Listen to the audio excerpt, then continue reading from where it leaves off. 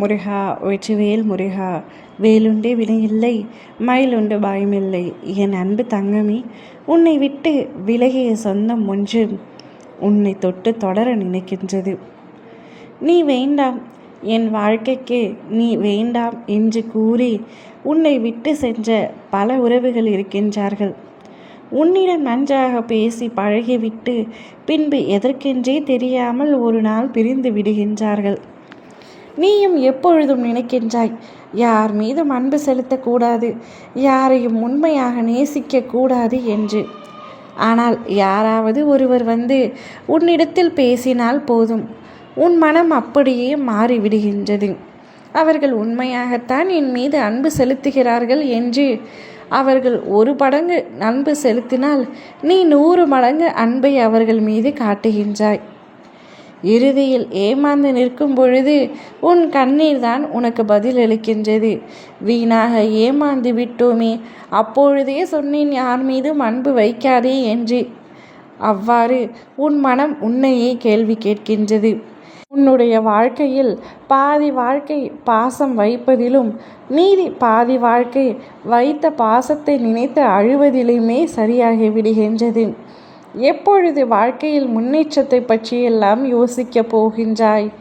இவர்கள் என்னை விட்டு சென்று விட்டார்கள், அவர்கள் என்னுடன் எப்படியெல்லாம் பழகினார்கள், நான் தான் உயிர் என்றார்கள், நான் தான் உலகம் என்றார்கள். இப்பொழுது என்னை தன்னந்தனியாக நெற்கதியாக நிறுத்திவிட்டு சென்று விட்டார்களே என்று புலம்பிக் கொண்டிருக்கின்றாய். புலம்பியது அனைத்தும் போதும் தங்கமே. உன்னை உண்மையாக நேசித்திருந்தால் நிச்சயம் உன்னை விட்டு விலகும் சூழ்நிலை ஏற்பட்டால் கூட உன்னை தேடி ஒரு நாள் வருவார்கள் என்று சொன்னேன் அல்லவா? அதே போலத்தான் ஒரு உறவும், உன்னை விட்டு விலகிய அந்த உறவும் நாளை உன்னை தேடி வரப்போகின்றது. எதற்காக உன்னை தேடி வரப்போகிறது என்று கேட்டால், இவ்வுலகத்தில் எங்கு தேடி பார்த்தாலும் உன்னை போல் அன்பு செலுத்த யாருமே இல்லை என்ற உண்மை இப்பொழுதுதான் அவருக்கு புரிந்திருக்கின்றது. உன்னிடத்தில் பிரியும் பொழுது சந்தோஷமாகத்தான் இருந்தார். ஆனால் நாட்கள் செல்ல செல்ல அவருடைய மனதில் நீ இருக்கிறாய் என்பது அவருக்கே புரிய வந்தது. உன்னிடத்தில் பேச வேண்டும், உன்னை பார்க்க வேண்டும் என்ற எண்ணம் அவருக்கு வந்ததால் தான் இப்பொழுது உன்னை தேடி வந்திருக்கின்றார்.